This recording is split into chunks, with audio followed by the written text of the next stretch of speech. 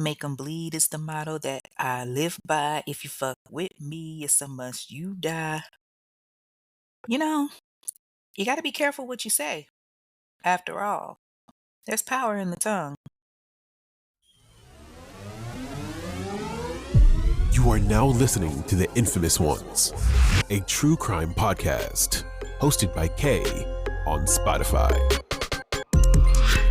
A podcast aimed to uncover and share the stories behind heinous and insane acts that have been overlooked or overshadowed by mainstream media, getting justice for the voices that can't speak.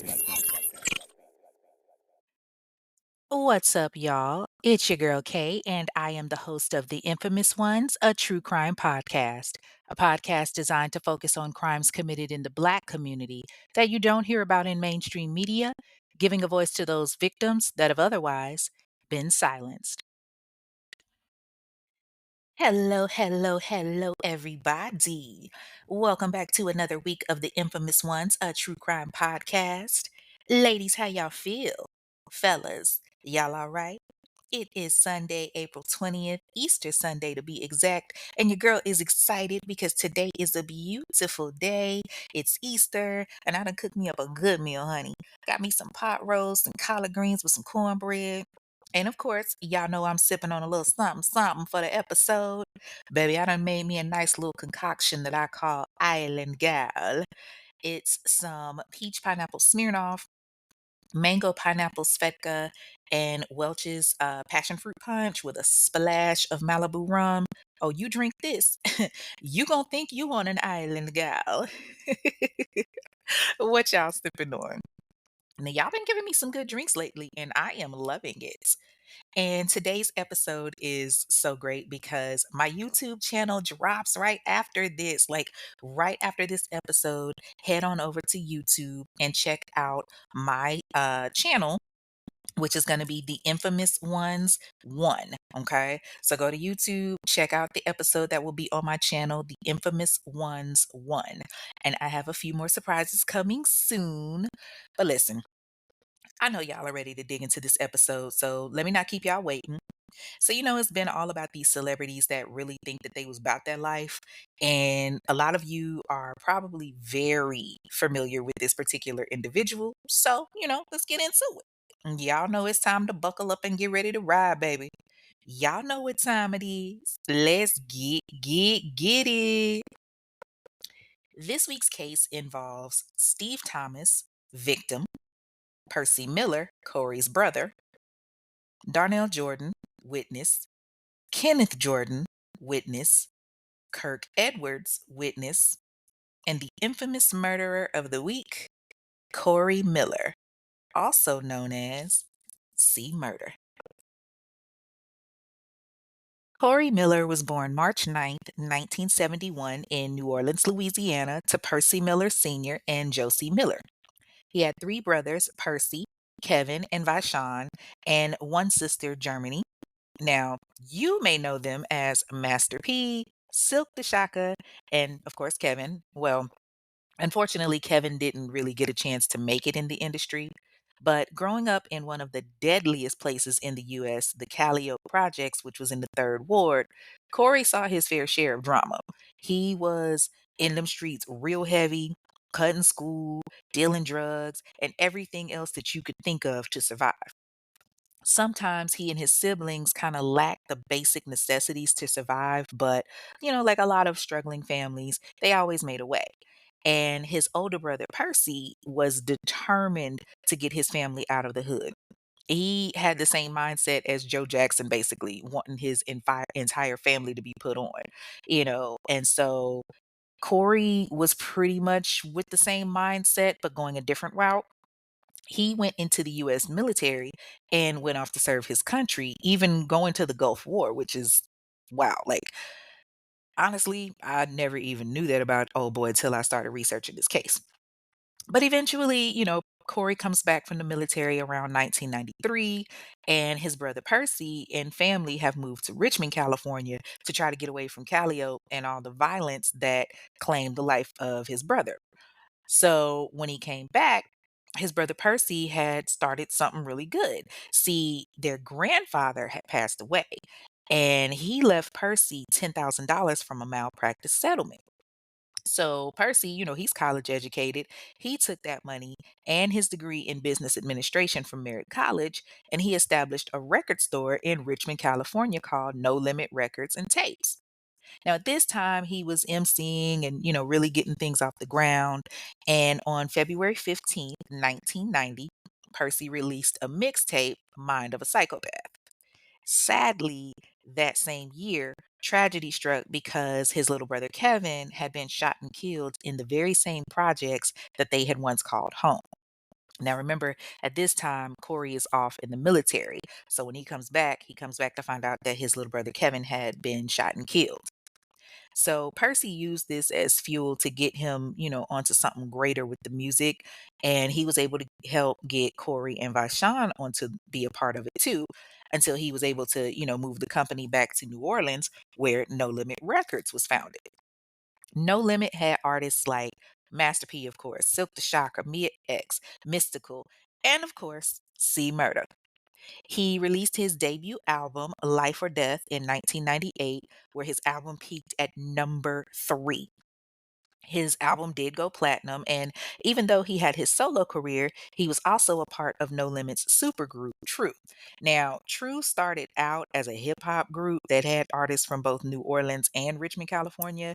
It was actually formed in like 1989, but as time went on, differences of opinions were had, and all the other members added, you know, just they kind of left, leaving just the three brothers, Master P, Silk the Shocker, and C Murder. Okay, look, I'ma say this.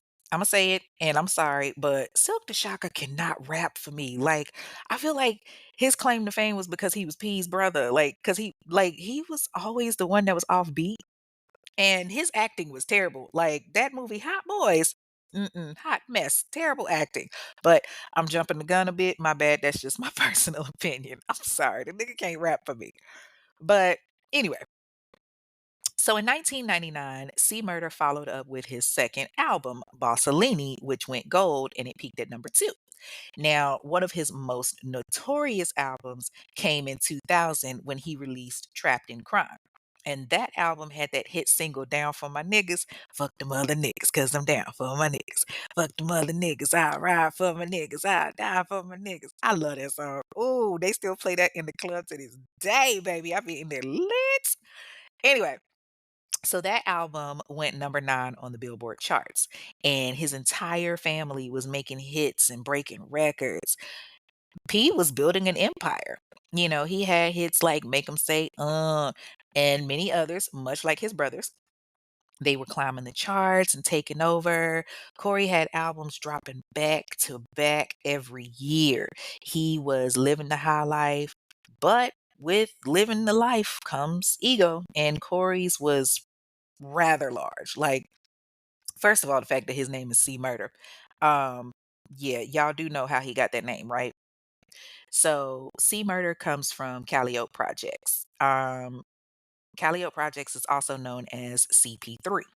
And C Murder came from the amount of murders that happened in Calliope Projects. And yeah, Corey definitely saw a lot of them. So the name suits him well. But anyway, so like I said, Corey is, living the high life and his ego is getting the better of him. Now, it's August 15th, 2001, and Corey and his boys, they out. They hit up this spot in Baton Rouge called Rags, but when they get there, security ain't trying to let them in. And so, Corey got this heater on him, this piece, and security was like, nah, Woody, you can't come up in here with that on your. And Corey was on one that night. He was like, "Fuck you mean? I'm trying to go up in there, man. Like, what you saying, fam? I'm trying to go up in there." But security wasn't having it at all, y'all. That was my weak ass attempt at a Nola accent, my baby. But security wasn't having it, so they was just like, "Nah, we ain't letting you in the club." So Corey, he pulls out that little heat and he shoots into the damn club. Now his gun ended up jamming, but not before he ended up firing off one shot. So he runs out to his SUV that's parked on and waiting on him, and he just kirks up out of there.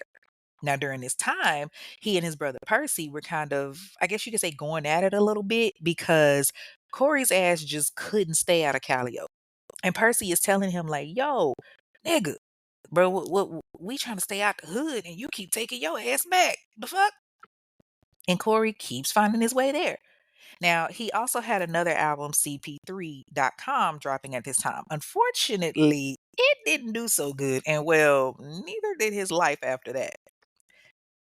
All right, so Corey was already dealing with the situation from August of 2001, but not even 5 months later, on January 11th, 2002, Corey is out with his people and they decide to hit up the Platinum Club in Harvey, Louisiana. And while he's in the club, he crosses paths with Steve Thomas. Steve Thomas was born September 30th, 1985, to George Thomas Jr. and Dolores Miles Thomas in New Orleans, Louisiana. He was one of four children. He had two brothers, George III and Walter, and he had a sister, Chloe. On a side note, let me say this. This is the first obituary of a child that I have seen that had a newspaper clipping of the murderer on their page. I have never seen that before. I guess the family was going to let everyone know what happened to the child. I don't know. Rightfully so, but yeah. So Steve was a great student that attended L.W. Higgins High School. In addition to his studies, he was a member and youth leader at Israelite Baptist Church, a former parishioner of St. Joseph the Worker Catholic Church, and a member of its Unity Club. Now, this baby even held down a job as a cashier and a cook at McDonald's. Like at the age of 16, damn, had a job at Popeyes previously. Like the boy was doing the damn thing and handling business. And he loved C Murder and the whole No Limit family. He had posters of them on his wall and had dreams of being a rapper himself. So one day, Steve finds out that C Murder gonna be performing at the Platinum Club. And he's just thinking, yo, I gotta be up in the building. You heard? See Murder gonna be performing. Oh, I'm in that. Okay, my NOLA accent sucks, so I'm just gonna talk. Okay. But he was like, yo, see Murder gonna be in the building. He gonna be performing. Yo, I gotta be up in there. So he hits up one of his friends that was a little bit older than him, and he was like, hey, I need to borrow your ID. See Murder performing over at Platinum. And this boy knows, how bad his friend loves his music. So he was like, all right, cool. If you get caught, I ain't in it. So Steve starts getting his lie straight. So he goes to tell his mama and daddy, I'm gonna go to the movies with some of my friends. They don't have a reason not to believe him, so it's cool. And the real thing is Steve had other plans. So he put some gold foil around his teeth to make it look like he had a grill and he headed to the club. Not you put the gold foil around your teeth. I remember people doing that in like middle school and shit, trying to make it look like they had grills or like they had goals. And it was just foil. I didn't realize people still did that. Mm. So yeah, like I said, he gets the gold foil or whatever, puts it around his teeth, make it look like he got a grill, and he goes out to the club. Now, when he got out there, Corey is inside, and it's like 15 people. He got a whole entourage with him. And they having fun, bottles popping, girls dancing. So Steve sees his idol. He's thinking, yo, I'm gonna go speak to him. But first, he has to do the contest. So there's a rap contest that's there that night, and that's part of the reason why Steve goes. So he goes and he does his thing on the mic, he rocks it out, whatever, whatever, and all is good. So afterwards, when he sees Corey, when he sees Murder, he's like, yo, I'm gonna go speak to him. So he approaches Corey's section and he tries to speak to him, but instantly all of Corey's people start throwing blows, punching him and kicking him. And Corey joined in too. He's stomping the kid, yelling, do you know who the fuck I am? You know who the fuck I am? And he pulls out his gun. One shot rings out, and Steve is on the ground, wide eyed, gasping for air. He had been shot in the heart. Of course, he runs off, but there are so many witnesses. One of the bouncers, Darnell Jordan, he runs over to Steve and sees that he's dead. And the police are called, and when they arrive, naturally, a lot of people have, run off because duh, shots did ring out. But there were still a few people on scene that were willing to talk to the police. So when the news reached Steve's family, they're devastated. He was only, 16. Like, how could he be killed in such a manner? Now, see, me personally, I'm checking locations and all of that because kids lie. And that's exactly what Steve did. He lied to his parents about going to the movies with his friends when in all actuality he was going to go see a rapper at a club he had no business being at. And I can almost bet that his parents didn't want him going to that club, which is why he lied in the first place. You know what I'm saying? So when the cops get there, it's about 75 to maybe 150 people that were left in the room screaming and hollering, running, around whatever whatever. Deputy Brian Singleton steps on the scene and he's with the Jefferson Parish Sheriff's Office. And so when he gets there, he's going through the crowd and there's still a lot of people inside. So the deputy gets to Steve and he sees that he's lying on the ground and Steve's unable to talk. So, of course, he calls for a bus to take the child to the hospital and Steve is transported to West Jefferson General Hospital. And while he's being treated, the cops decide to lock the doors to the club so that they can try to talk to everybody in there. So they're getting all of the names and phone numbers of and addresses of everybody and of course you got a lot of people. And a lot of them were just like, well, I ain't see shit, I don't know shit, don't ask me shit. But the security guard, Darnell Jordan, he tells the detective, listen, I saw the whole thing. Murder and them was at the pool table, and this little nigga came up and tried to talk to him. The next thing you know, like 15 or 20 of his people start beating on the little nigga. Old boy fell to the ground and tried to cover himself up to keep from getting kicked and punched. And so I came over here and I tried to break it up. And I grabbed Murder and I told him to chill out. And and Murder was like, "Yeah, I got it." But he kept coming at him. And the next thing I know, Murder starts trying to get to the flashlight and get to the fight. And he pulls out his piece, and all I saw was the gun flash. I mean, I know Murder had the gun, but I just didn't see that old boy got hit till folks started screaming. And I know it was just a bunch of people that was up in there. And I'm just like, okay, granted, yes, it's a bunch of people in there, correct. But my thing is everybody's running around. How did nobody see this? So then he goes back and he's just like, I saw Murder and his boys leave, but I was just trying to make sure that the the little young nigga was okay, and so I called 911. So, okay, nope, I need to wait till fair or foul for that. So the detectives take all of this in, and he's like, all right, cool, we'll take this information and see what comes of it. Now, at this point, they get a phone call from the hospital that says Steve has died. And one of the security guards from the club has to call Steve's father, George, to tell him, like, yo, I'm sorry, sir, but your son was shot and killed tonight at the Platinum Club. And George is like, what? No, I can't be my son. He at the movie theater. And the guard confirms it's him. So, George and his family, they rush to the hospital. And when they get there, one of the doctors tells him, I'm sorry, Mr. Thomas. It was too late. We couldn't save him. And Steve's family is just devastated. Back at the club, Detective Kevin Nichols, also of the Parish Sheriff's Office, comes in and he talks to Darnell. Now, Detective Nichols has worked as an officer for the club before, and he was actually working a detail that night in the parking lot of the club. He didn't hear the gunshot, but when he saw everybody come running out, he thought it was just like, a regular fight. And, he didn't think it was a big deal until he got inside. So he comes to holler at Darnell, and that's when he found out that Steve had been killed. And so he went to go to talk to Darnell, and he tells him, like, yo, I need you to tell me everything. Like, I feel like he was covering his ass because, nigga, you was in the parking lot. You ain't realize all them people ran out like that from a gunshot? Okay.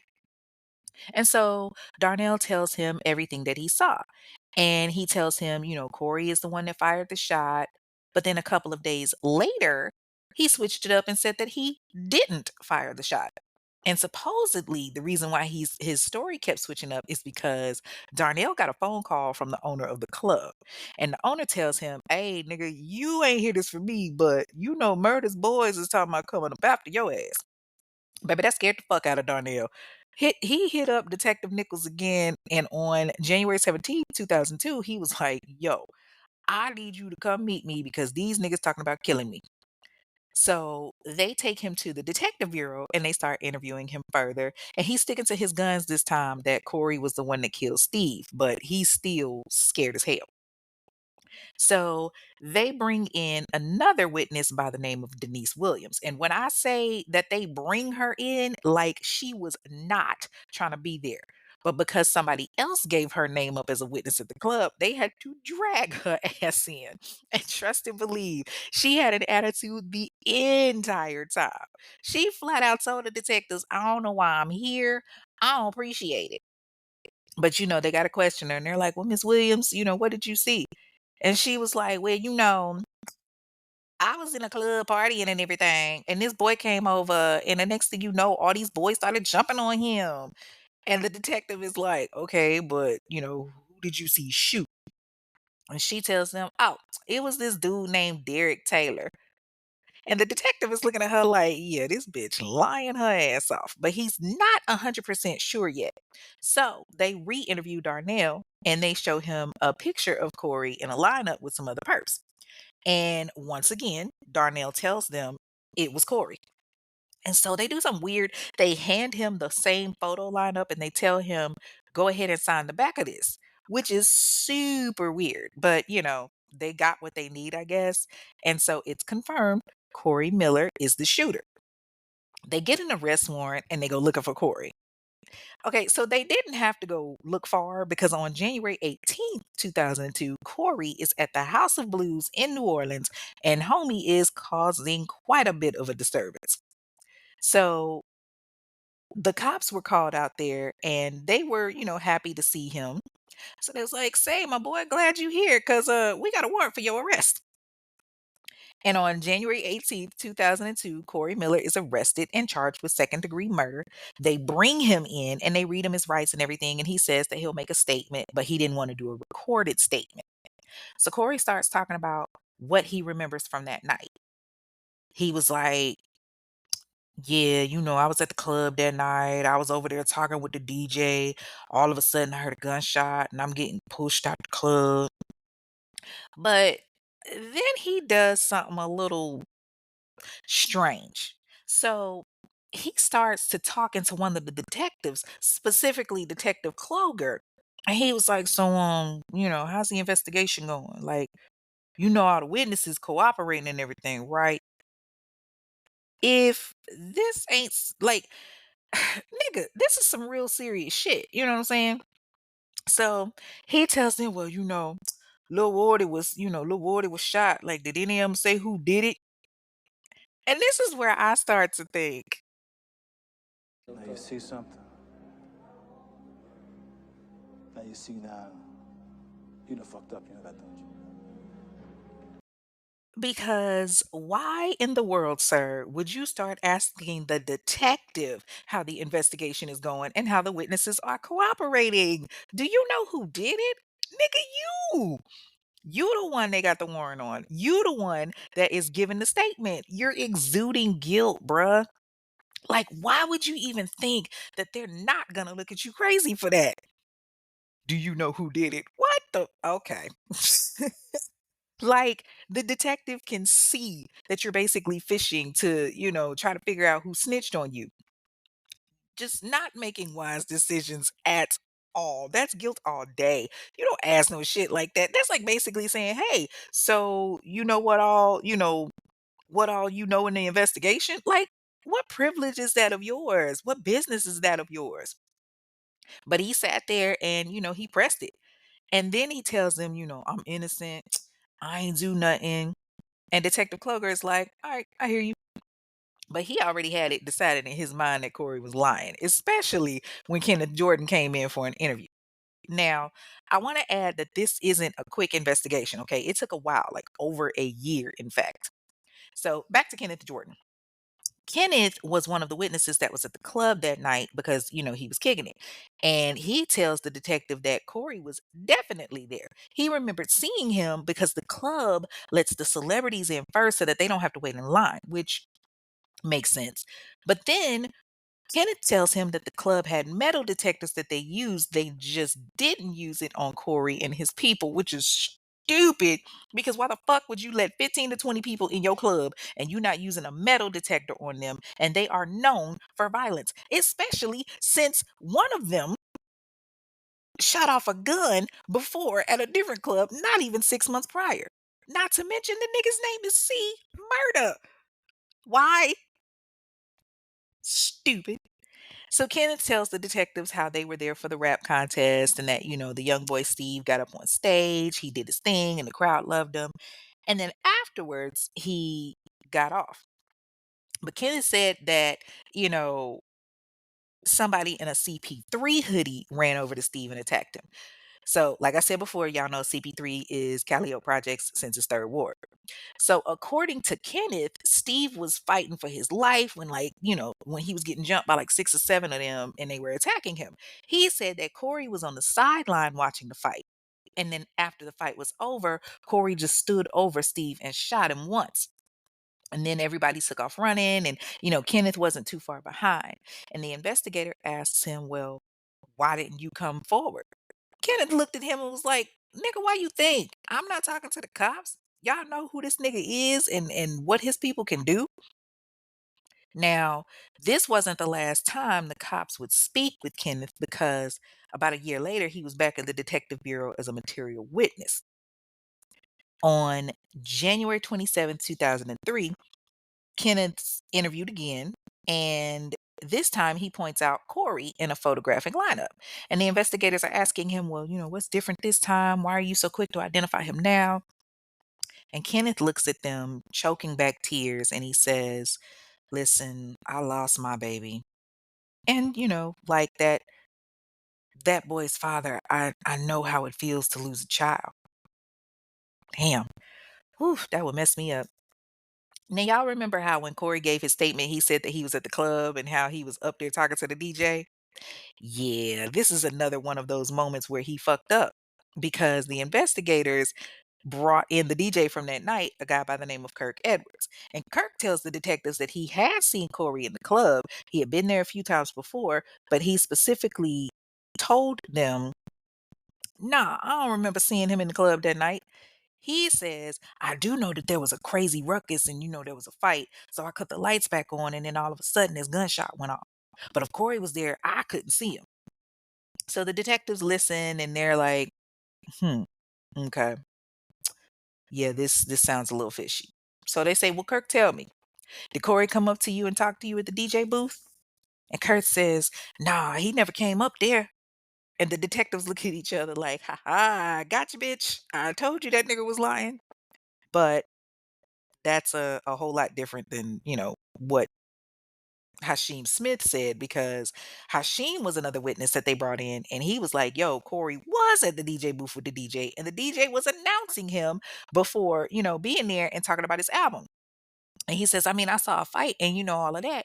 I ain't hear nobody yelling CP3 or Calliope.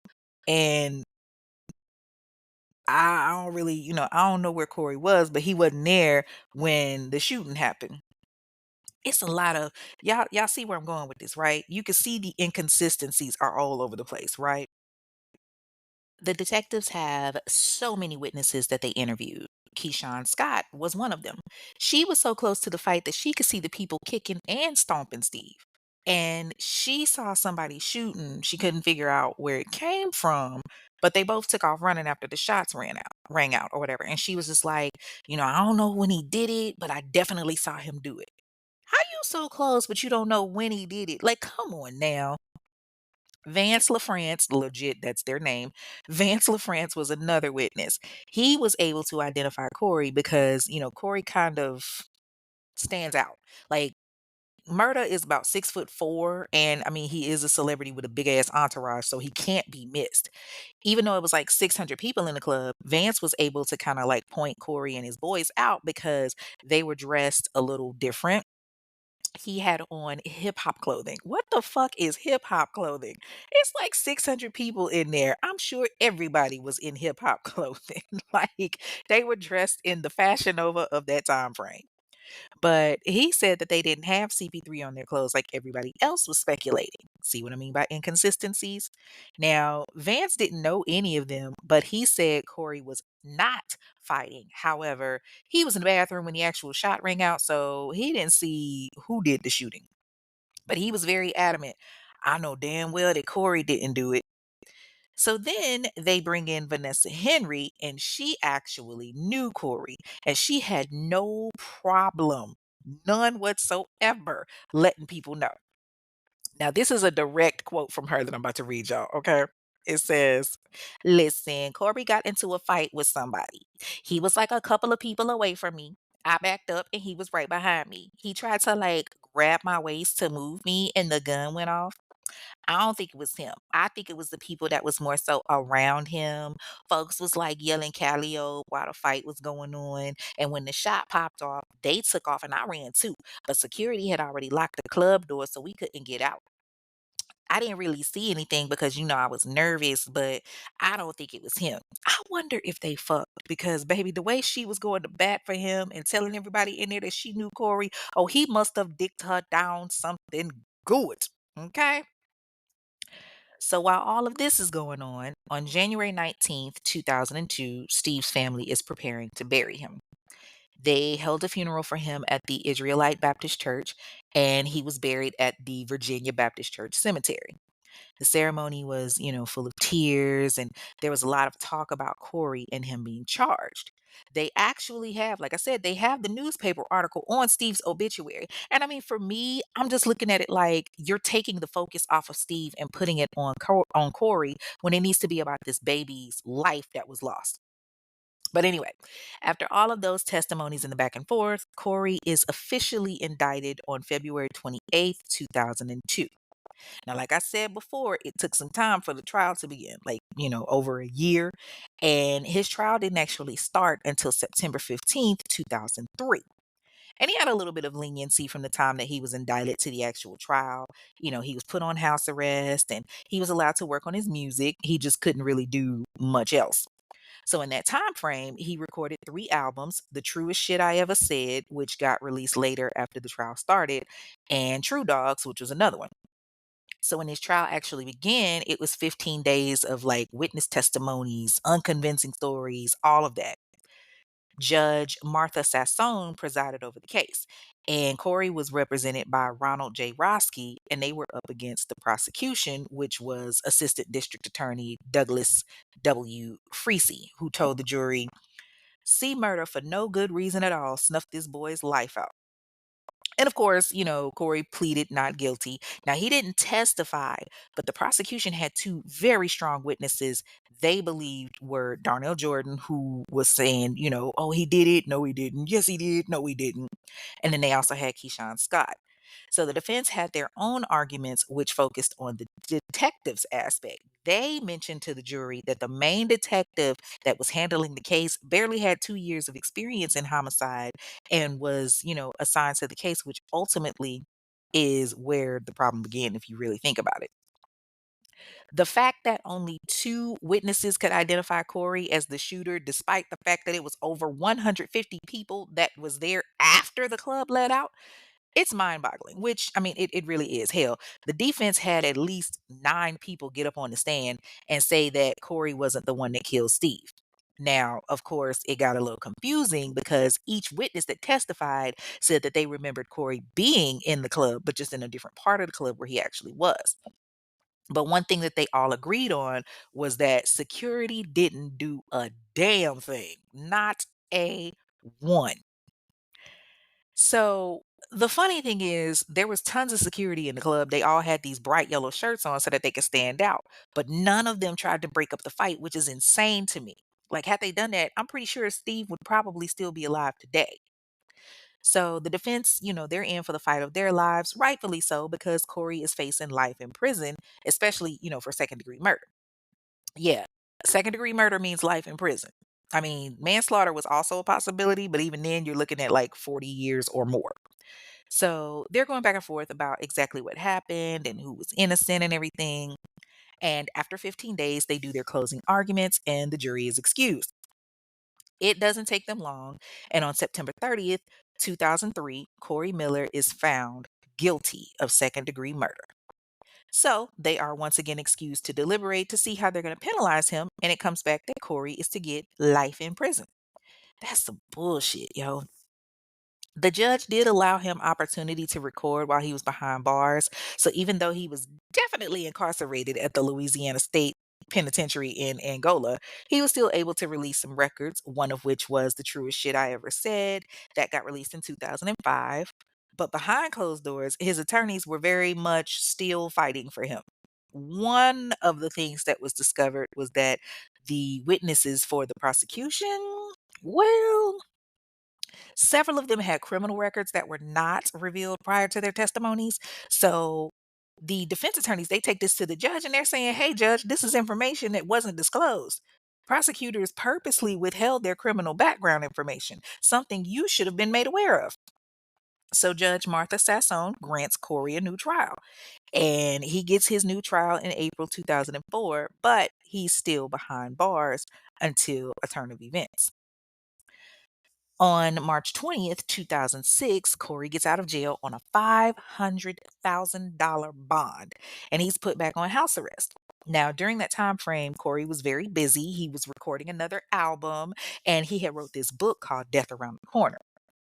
Now, I read Death Around the Corner, and it was really good. A couple of grammatical errors here and there, but really good. And I like that he was able to use his own personal experiences and put it into the book in a fictional way.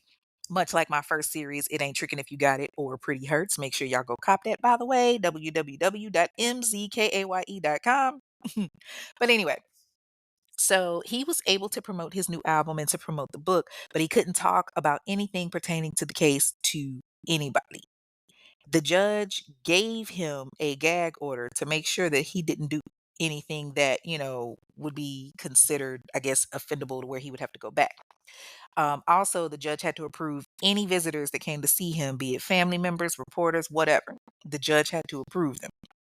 But, Corey couldn't sit still. So he went to the judge and was like, "Hey, I really need to work on my rap career. I'm getting asked to do stuff that I can't do because of this house arrest. I need you to let me up out of here. What if we do like say a curfew from say like 7 a.m. to 9 p.m." And she's like, "All right, let me think on it." And she thinks about it and she says, "Nope. But, you know, I'll go ahead and meet you in the middle." On March 13th, 2007, the judge tells Corey, "You can do some of these appearances and all of that, but it's going to be on a per request basis. But as far as that curfew is concerned, absolutely not, because you causing too much trouble." Now, at this time, Judge Sassone was also up for re-election. Well, Shotty Girl lost and ended up getting beat out by Judge Ellen Kovac. And Kovac was somewhat decent because when Judge Kovac took over, the prosecutors went straight to her and told her, like, "Yo, we need to have Miller's ass put back in jail." But Kovac was fair. So when they tell her, "Hey, we want to put him back in jail," she's like, "No, what we're going to do is we're just going to keep him on house arrest and he can leave for medical emergencies and stuff." Now, if y'all remember, I told y'all that he had that incident where he fired that shot off in the club in Baton Rouge in 2001. They were still on his ass about that.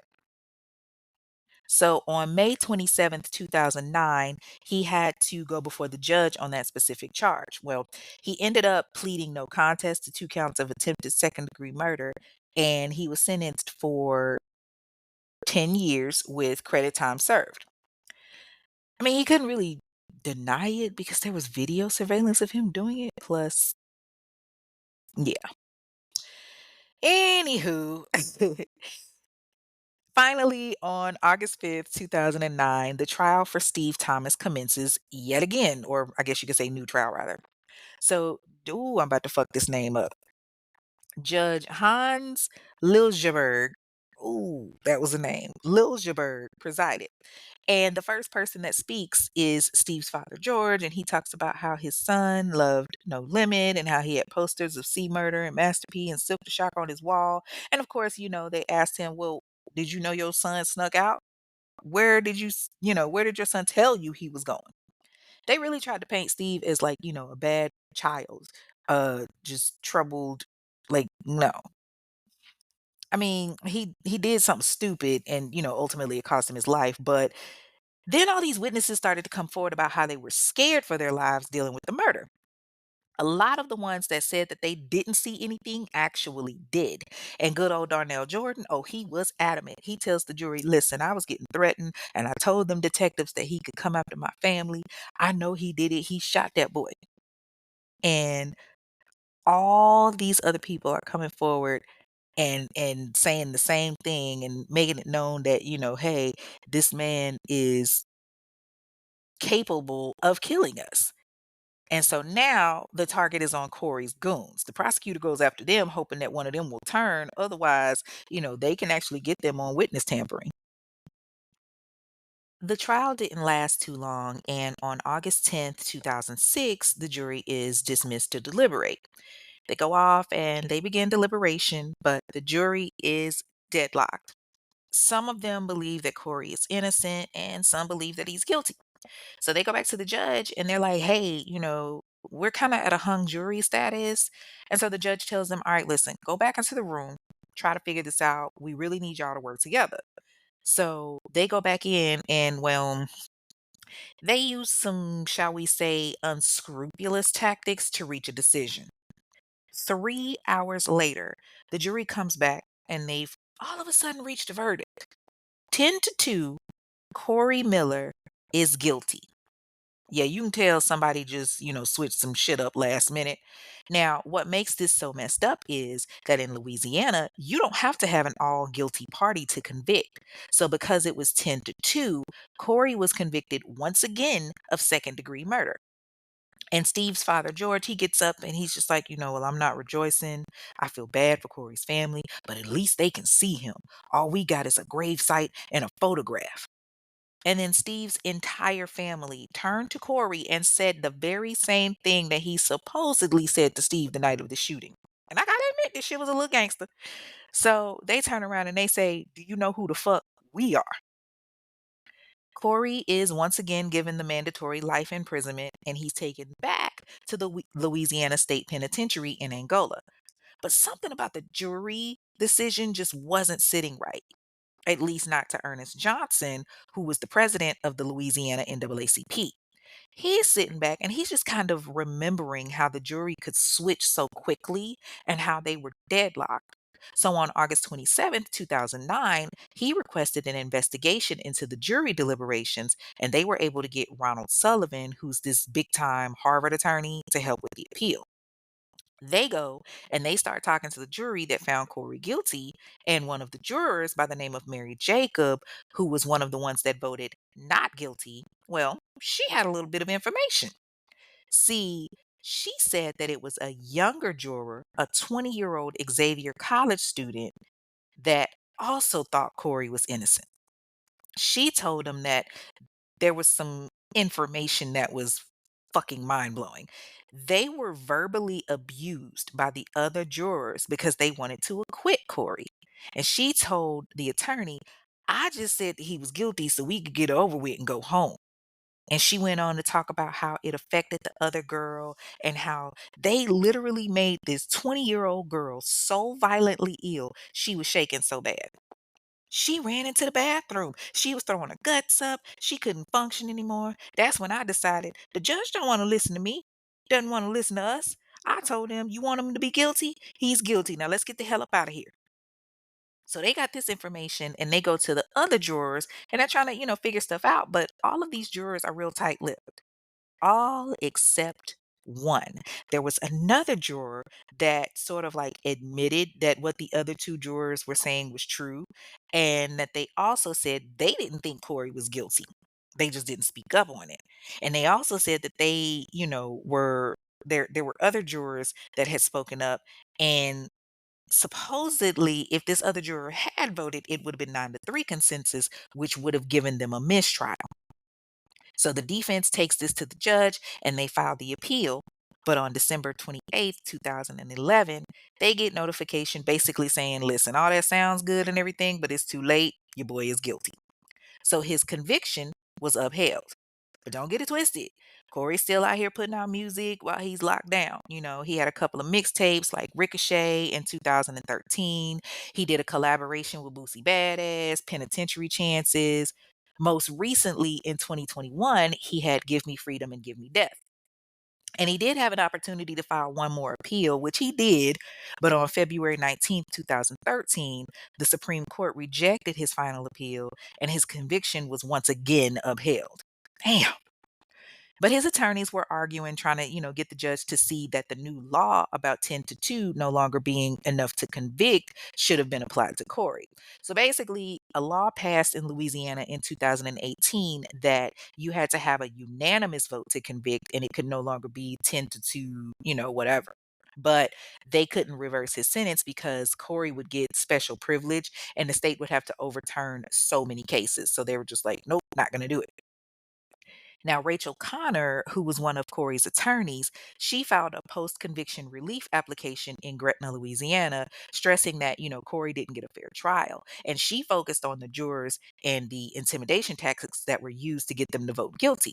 She pointed out that one cast a guilty vote not based on the evidence, but because she wanted to end the deliberations to protect another juror who refused to convict Corey.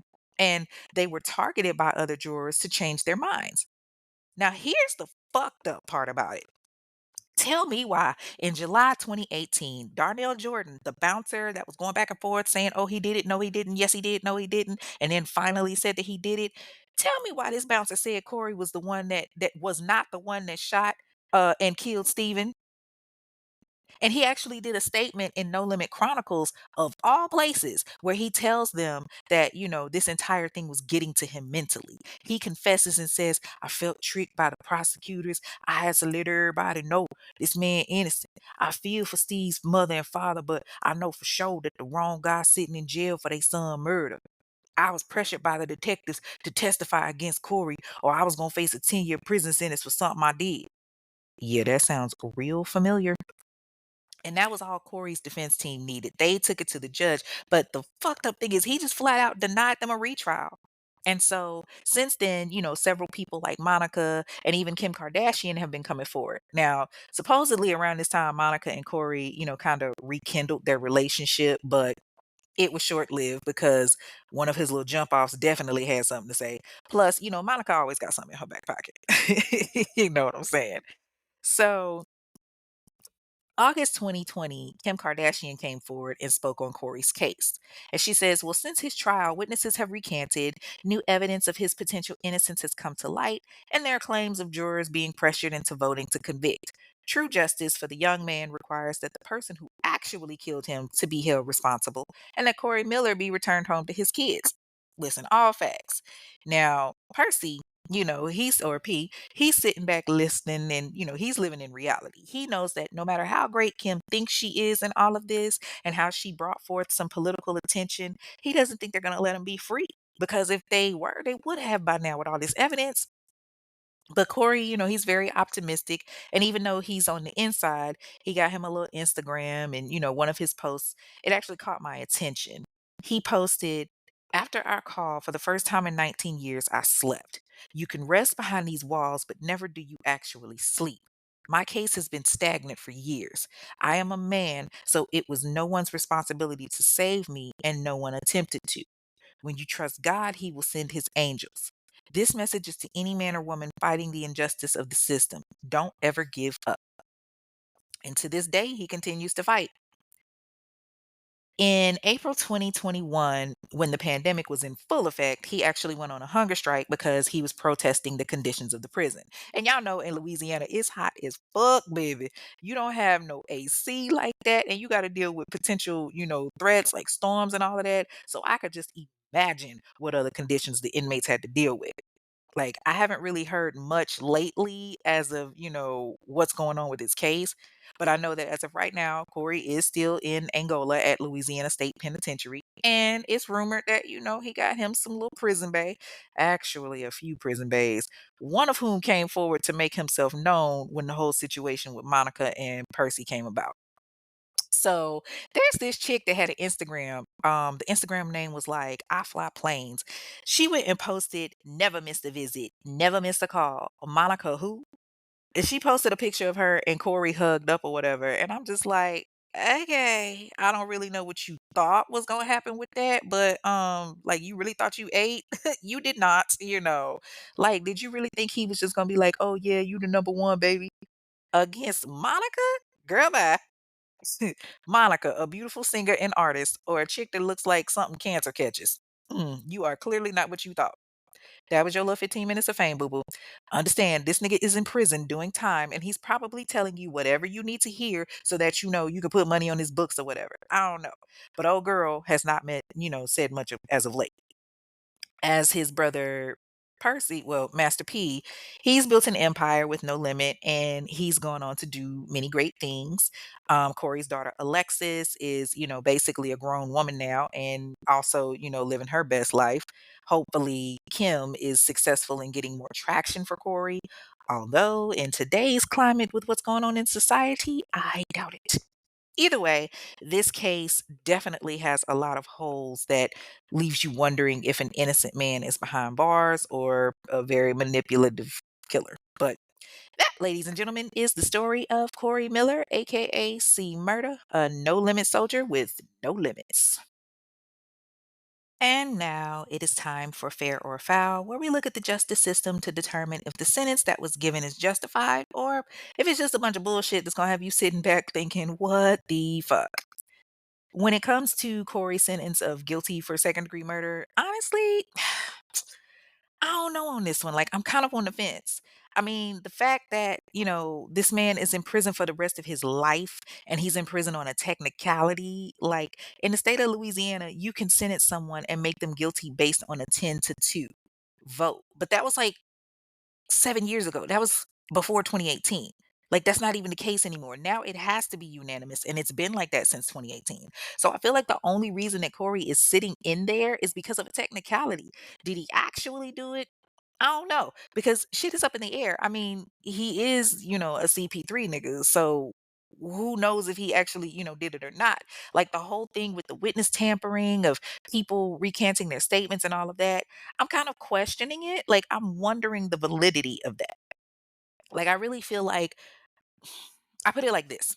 If he did actually kill the boy, then yes, the sentence is definitely justified, a life for a life.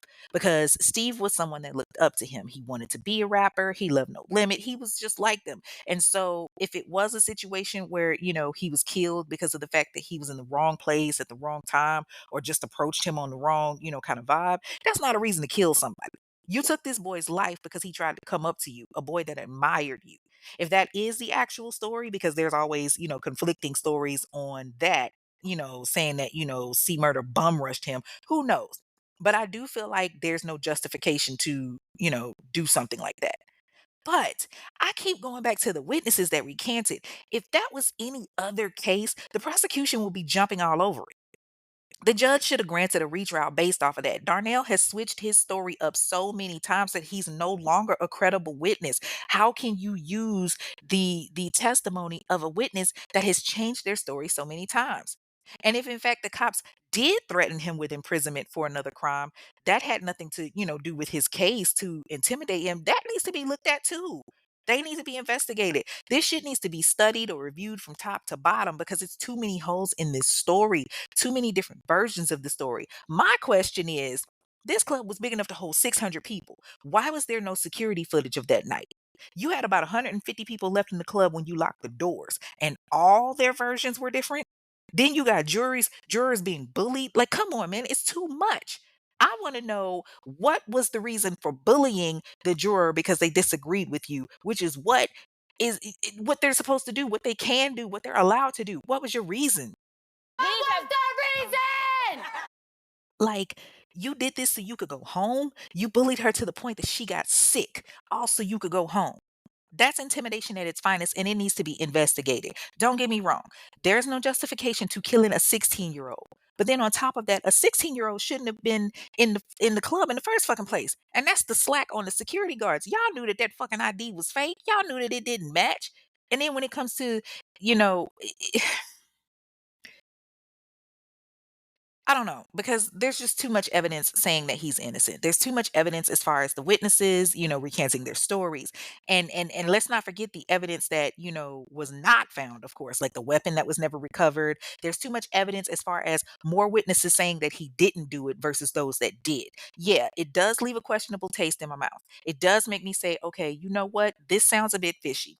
This sounds like this needs to be looked into a little bit further.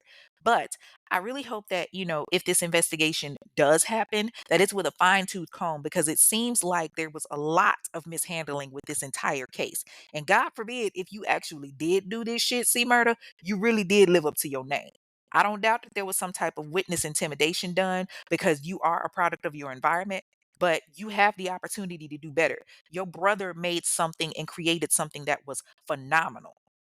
So if you actually did, fuck that off, like what's your reason for killing a 16-year-old kid, one that idolized you, one who wanted to be like you? Granted, yeah, he shouldn't have been in there in the first place because he was a kid, but still. But I mean, you do have a history of causing chaos. You were at two different clubs, other than the Platinum Club, where you popped off shit there. You shot off at another club and denied it originally until they showed you surveillance of you doing it. So it's hard to think that you're 100% innocent. We want to give you the benefit of the doubt, but it's kind of one of those situations where it's like you've done something so much that when you actually are innocent, nobody can believe you. Like I tell my kids all the time, you keep lying, ain't nobody gonna believe you when you're actually telling the truth. And on this one, if you are telling the truth, nobody can believe you because of the shit that you've done before. So I don't know. It's just it's one of them things that's up in the air. I don't know. I don't know. That is all for this week's episode of The Infamous Ones, a true crime podcast. You can follow the show on the various streams on Instagram and TikTok at Infamous One Podcast. And that's a number one, by the way, not spelled out. And you can leave a review there. On X, it's Infamous One Pod, where you can also leave a review.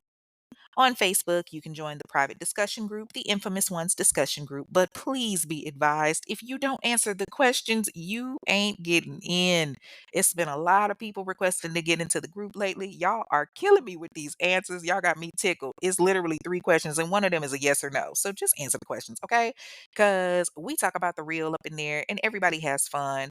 Plus, I do giveaways and stuff when I'm, feeling nice. Oh, speaking of giveaways, I posted a few days ago that I was giving away one free ticket to my live show Saturday, June 14th, 2025 at the Margaritaville, located at 155 Centennial Olympic Park in Atlanta, Georgia. All right, listen, I only have two tickets left, but this is about to be a time, y'all. Myself, Tiffany and Willie from Melanin Mysteries, and the country girl Renee from Melanin Mayhem will be discussing a case that is only going to be heard live. You will not be able to stream it on Spotify, Apple Podcasts, iHeart, Amazon, whatever y'all listen to me on. You won't be able to hear it on there. So if you have not gotten your ticket, it is only two tickets left. Oh, and did I mention that they're currently 50% off? Yup. Get it now. Your ticket gets you a live show, the meet and greet, appetizer, entree, and dessert, plus a photo with me. Now, normally they're $100 each, but they are now 50% off. You do not want to wait until the day of because they ain't gonna be there. The tickets are only available until May 31st. So don't wait, okay? But let's get into the winners, shall we? So between the three groups that it was posted in, I posted it in my Facebook discussion group, I posted it in Love Lies and Alibis in Melanin Mysteries, and I posted it in the Melanin Mayhem group on Facebook. So I took all of the names, and there were about 20 names. And the winner is, drum roll please,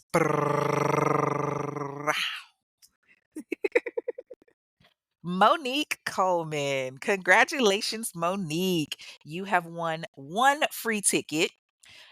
So you will be able to claim your ticket. Please make sure that you contact me via DM. I'm going to tag you in the group on Facebook so that way you know. I will need your information within 24 hours. If you do not have it within 24 hours, you forfeit your ticket. Sorry.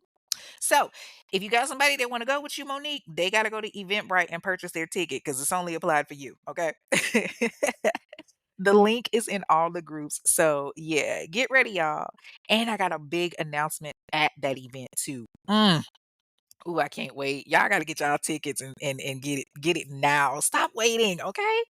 Oh, also, get ready for July 12th in Cleveland, Ohio, because your girl will be kicking it with Melanin Mysteries for their 1 year anniversary. Oh, yes, y'all, I'm getting flued out. Ayo. July 12th at the Bedford Park in Cleveland, Ohio from 3 p.m. to 8 p.m. Be there. It's a free event with food, fun, and of course, true crime. Also, shout out to those that follow the YouTube channel. If you do not follow, that is where you can see the bonus content and much more. So follow me at the Infamous Ones and get all the deets. And it's spelled out the normal way, TheinfamousOnes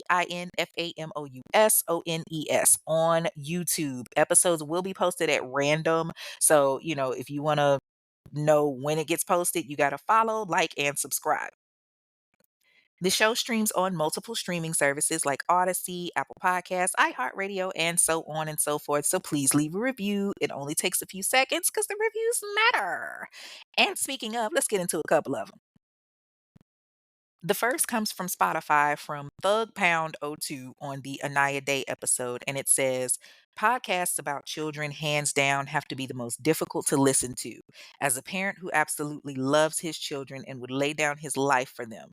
To hear a story like this is truly heartbreaking and speaks to why some people should not be parents. That being said, I'm sick and tired of hearing DFS or CPS dropping the ball and failing to protect another child when several individuals have done their due diligence reporting suspected abuse and doing absolutely nothing. They should face charges in my opinion. And I 100% agree. Listen, King has been through a lot trying to push through for Anaya, and I definitely commend him.